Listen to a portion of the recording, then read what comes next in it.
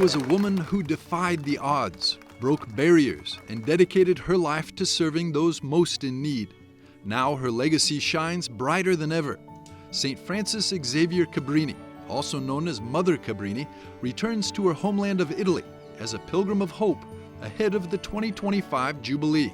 On the anniversary of her beatification, a statue was unveiled in Rome, in the garden of the Basilica of St. Paul outside the walls. The work recognizes her Italian roots and lifelong service for immigrants worldwide.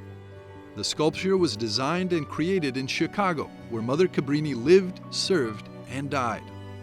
The actual sculpting began with a drawing, a design that our client, Holy Name Cathedral, chose. And then the Cabrini sisters let us borrow a habit, the outfit that they wear. And we used a model. The other artist on this project, Jessica, modeled. So that's very helpful to have 360 degrees, reference photos in different positions, and then the one that you see in the statue is the one that was selected. And then once we are comfortable that we have the right position, we make an armature out of metal, a skeleton. The skeleton is then built up with wood, bigger, and then clay on top of that. And then we sculpt all of the detail until it is perfect.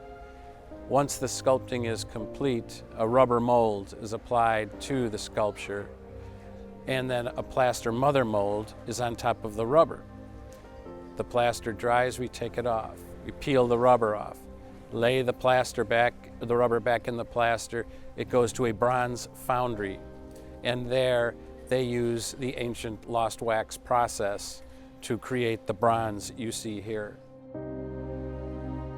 Her message and her dedication to the immigrants and to the poor, I think, is very timely now, and I wish a lot more Christians today would hear her message and apply it to those around them.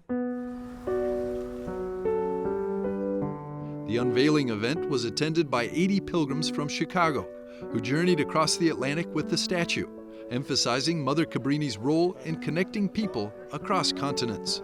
Remarkably, once her own journey across the Atlantic was marked by more than just physical travel. In 1912, she was preparing to return to the U.S. aboard the RMS Titanic, but a last-minute crisis at one of her hospitals forced her to change her plans.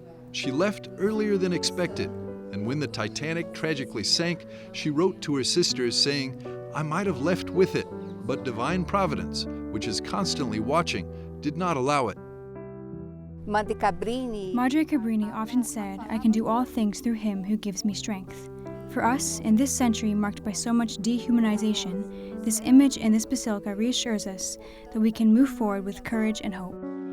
The mission of St. Cabrini lives on through the lives she touched and the hospitals, orphanages, and schools she founded.